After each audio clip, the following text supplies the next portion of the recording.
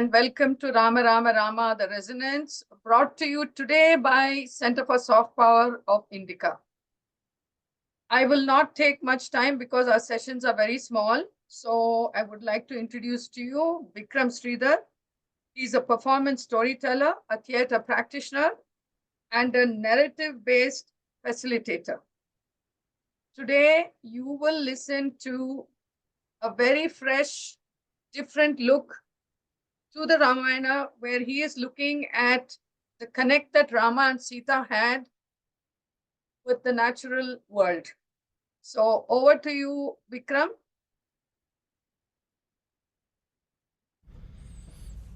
Thank you. Namaskar, namaste, vanakkam, namaskara to all of you who are listening, all of you who are watching.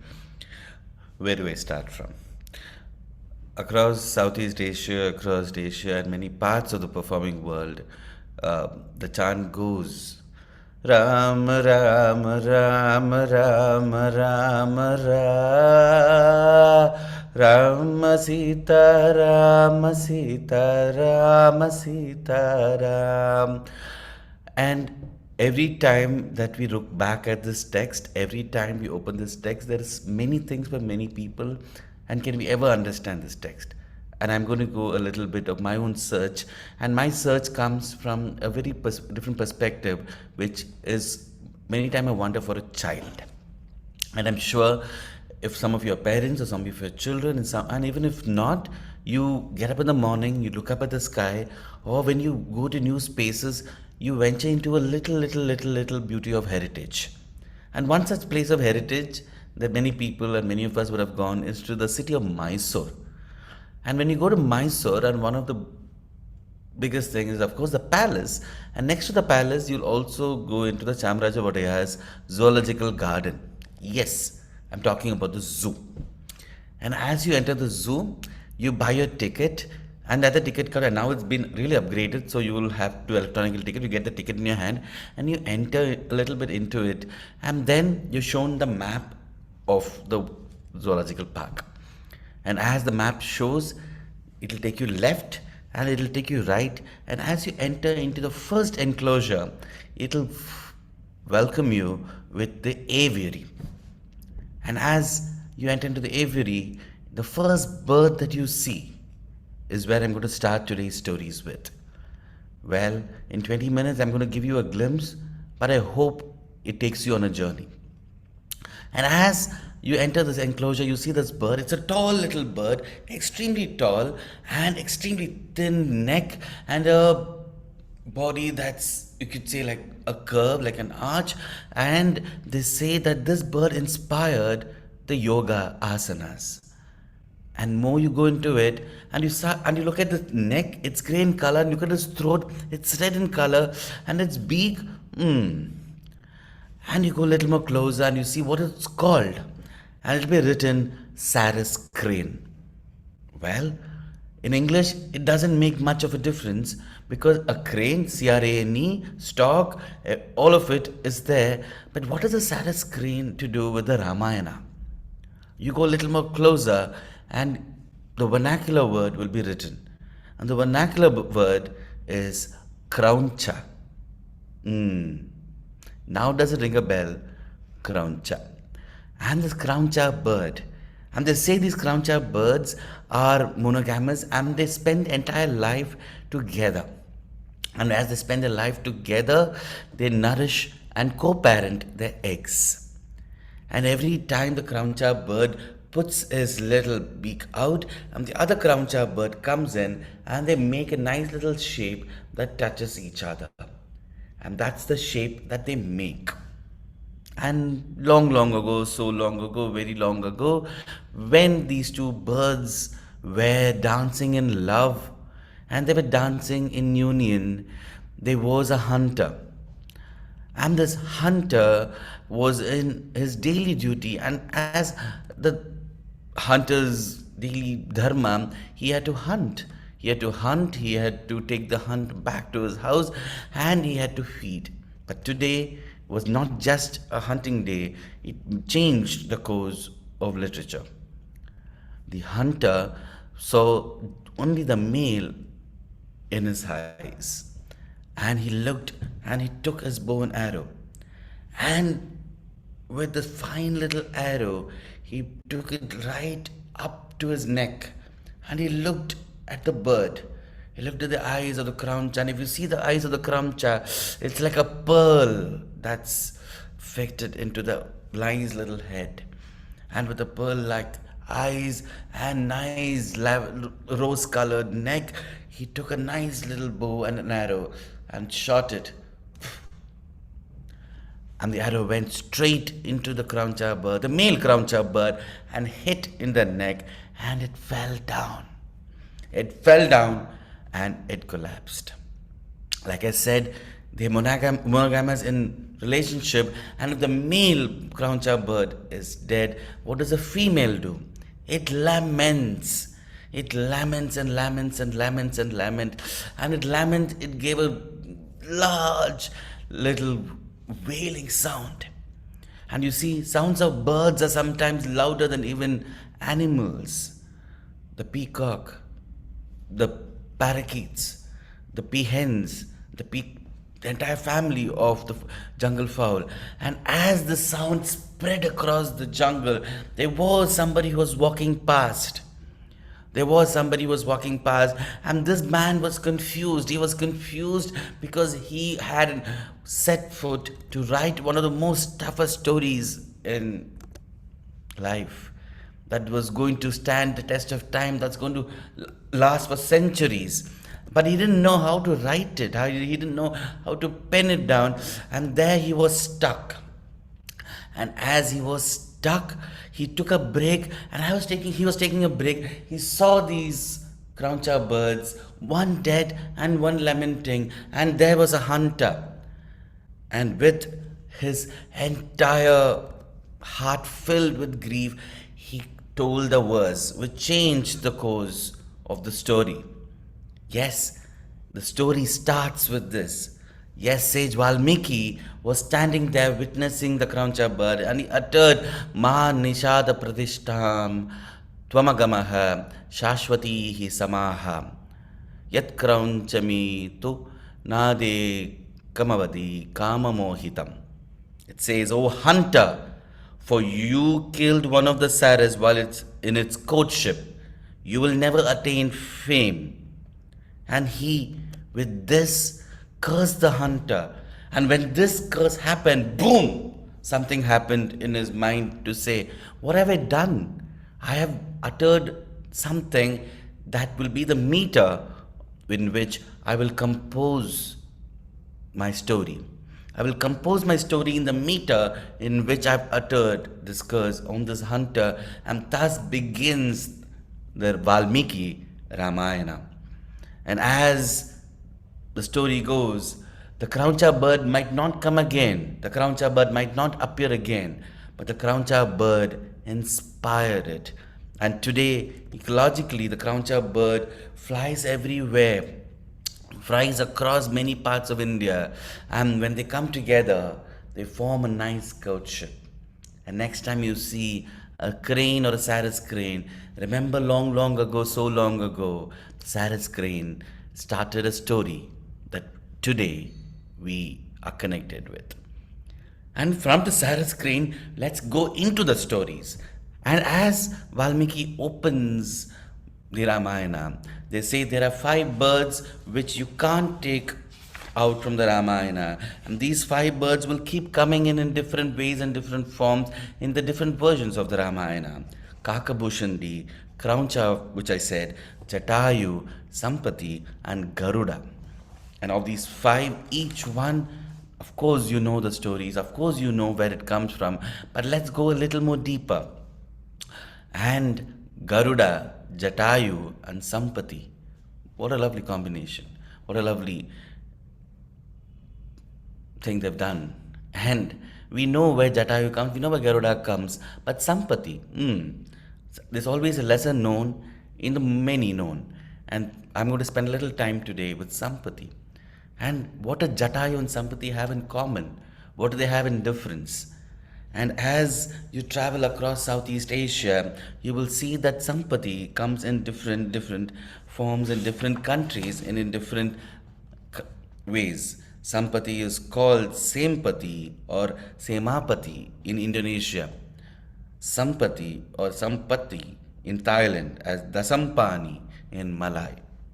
And Sampati was devoted because the difference between Jatayu and Sampati was Jatayu met Rama and met Sita. He met Sita while Ravana was carrying her, and he met Rama and Lakshmana when they were searching for her.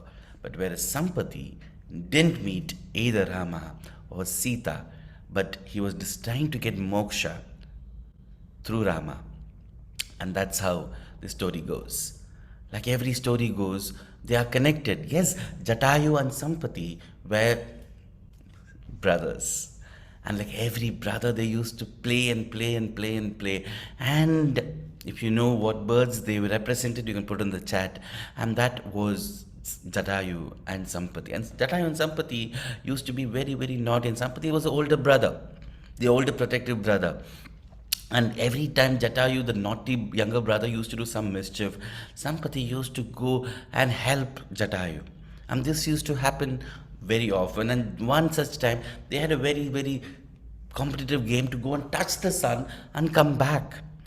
And once they did that, Sampati warned Jatayu, no, this is not a very, very casual game. This is a serious game. Let's not play this.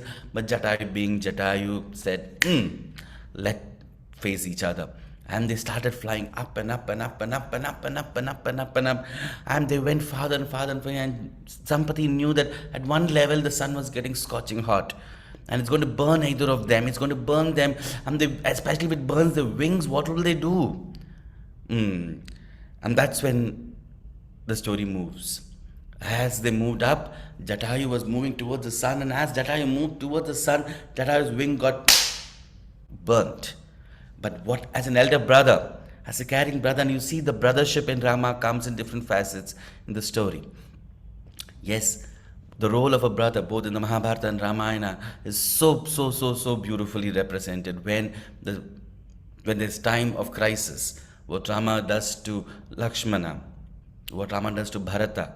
And that's when Sampati goes up and covers entire Jatayu from the scorching sun and gets himself burnt.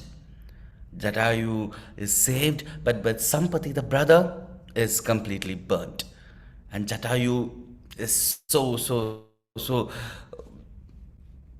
brother, oh my brother, what have I done? What have I done? I mean, I know this is a game, but you've lost your wings. What can I do?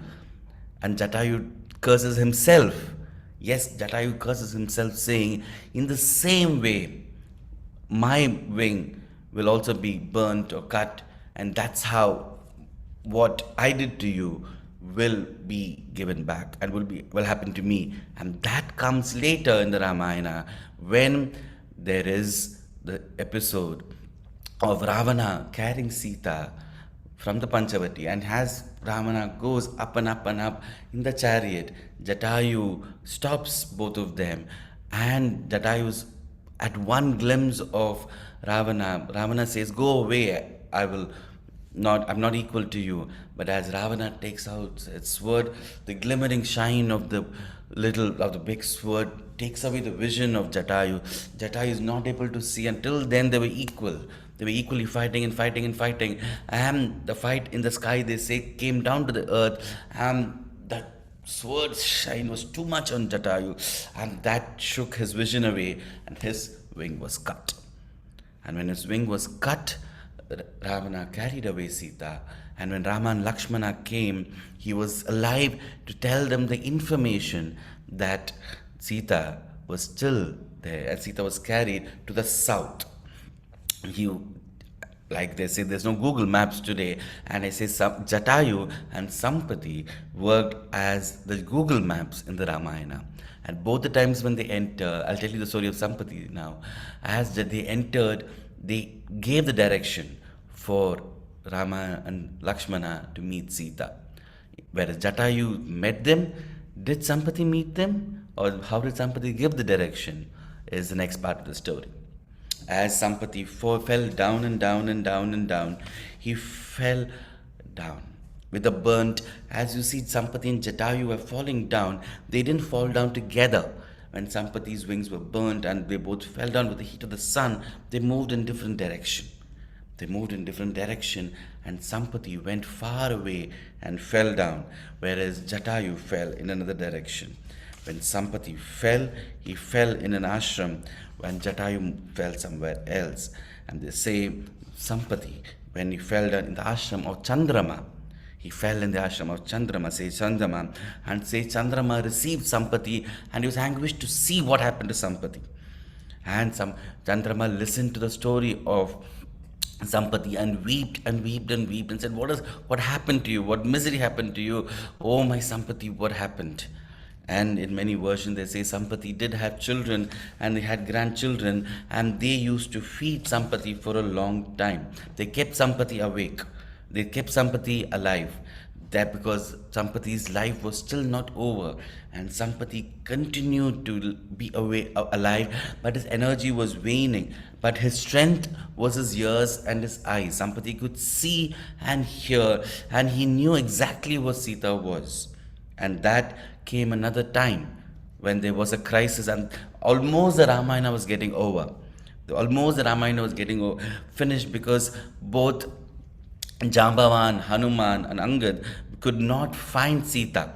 They went searching for Sita everywhere, and they knew that Sita was in the south. They went to the tip of the south, they went to east of the south, they went to west of the south, but they stopped at one moment and they completely gave up. And they gave up saying, where is Sita? Yes, it was south, but we've used all our other devices, our entire army, but we just can't find Sita. And Hanuman, Jambavan, and Angad came back, and they were almost giving up.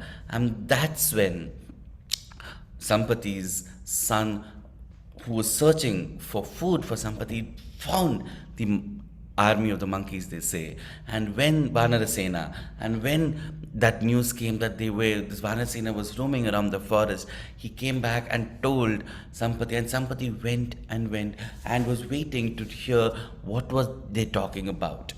And when he overheard them, he knew that it was not just politics of the country. They uttered the word Jatayu. And when they uttered the word Jatayu, Sampati realized they were talking about his own brother, Jatayu. And he was curious to know what happened to Jatayu. And he slowly moved towards them and asked them, hello, hi, I heard Jatayu. Do you know something about Jatayu? And they said, you don't know what happened to Jatayu? Oh, Jatayu died while trying to save Sita Ma, and in the process he told Rama and Lakshmana where Sita and Ravana, they were abducted, and because of that is how Rama had come south. And now because of that we've come south, but we need to move further, but we don't know where to go. And when Sampati heard this, his heart broke, because he knew his brother was dead. But as much as sadness, he was thankful to Hanuman and Jambavan and the others to tell what happened to his brother. And he said, before I tell you where Sita is being kept by Ravana, let me finish the final rites. And Sampati finishes the final rites. He goes, he does all the austerities to his brother Jatayu, and he comes back. And when he comes back, what he says to everybody changes the next course of travel in the Ramayana. He tells them, you've been searching south. Yes, that's perfectly fine. It's perfectly right. But don't you know that there is a south of the south? Which means in the south, when you finish the south, there begins an island. And where Sita has been taken is in this island of Lanka. You've only searched in the southern part, and that southern part ends, but you have to cross the waters to go to another southern part, and that's where is Lanka, and that's where Ravana has taken Sita.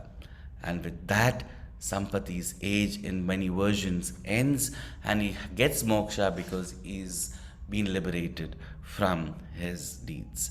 And with that, his story ends in the Ramayana, and the entire army moves south into Lanka.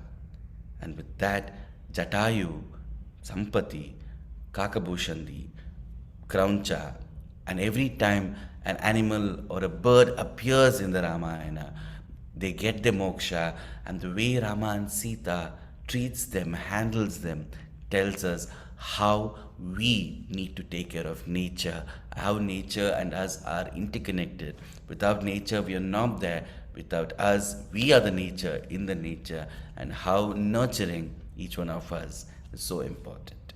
And for today, I'm going to end there, and next time you go into the Ramayana, look at how beautifully the flora and fauna tells us through Rama and Sita.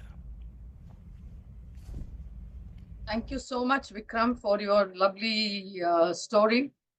There is so much symbolism in all our literary works. People just have to think and look beyond just the symbol at what it's conveying to us. So this has been a beautiful journey for us at IndicA, where we have had very different talks and different aspects of Ramayana that's being brought out, or stories of Rama. Tomorrow we have Tyagaraja Kritis on Rama, and as is the norm, we will all chant Sri Rama Rama Rameti, and then we'll chant Sri Ram Jai Ram 12 times. And I hope all of you will join me in this.